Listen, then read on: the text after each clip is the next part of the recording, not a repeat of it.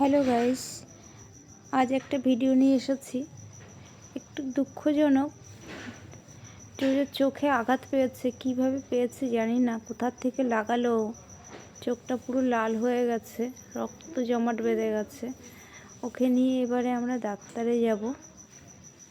দেখি, যতক্ষণ ডাক্তার না দেখাচ্ছি শান্তি পাচ্ছি না, বুঝতেও পারছি না যে কি হচ্ছে,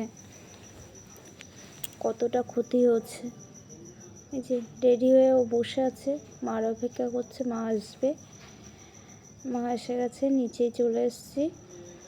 এবারে আমরা যাব টোটো করে ডাক্তারের কাছে। দেখো, ও ব্যস্ত হচ্ছে, ও ভাবছে মা আমাকে কোথায় ঘুরতে নিয়ে যাবে। কোলে ওঠার জন্য ব্যস্ত। কোলে নিতে হলো, কোলে নিলাম।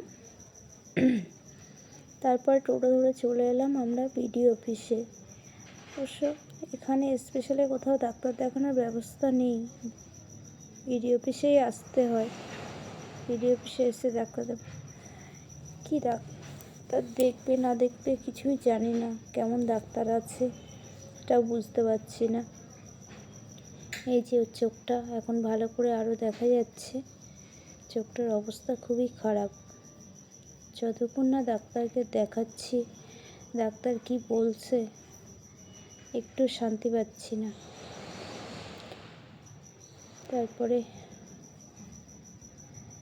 কি হয়, ডাক্তার দেখে কি বলে, ভয় পাচ্ছি একটু, মনে মনে ভয় হচ্ছে কি বলবে ডাক্তার। একটু বসে আছি টিকিটের জন্যে। টিকিটটা হলেই যাব ডাক্তার দেখাতে। এই টিকিট হয়ে গেছে, এবারে ডাক্তারের কাছে যাচ্ছি, ডাক্তার দেখাবো। উপরে চলে এলাম। ও যদি এক জায়গায় স্থির হয়ে বসে, ওর এই দুষ্টুমির জন্যে ও কোথায় লাগিয়েছে চোখে, কোথাও তো গিয়ে লাগিয়েছে। সারা ছাদের মধ্যে দৌড়ে বেড়ায়। দেখো, একটা জায়গায় ও বসে না কোনো দিন। ডাক্তার দেখানো হয়ে গেছে। মাঝখানে আমরা ওখানে ডাক্তার কী বললো কী করলো কিছুই হচ্ছে দেখাতে পারলাম না, কারণ ওখানে ভিডিও করা বারণ আছে, করতে দেয়নি। ডাক্তার প্রেসক্রিপশন করেছে, আই ড্রপ দিয়েছে, আর ওর কিছু অন্য প্রবলেম আছে, তার জন্য মেডিসিনটা দিয়েছে। দেখা যাক, ওষুধটা 2 সপ্তাহ লাগাতে বলেছে আই ড্রপটা।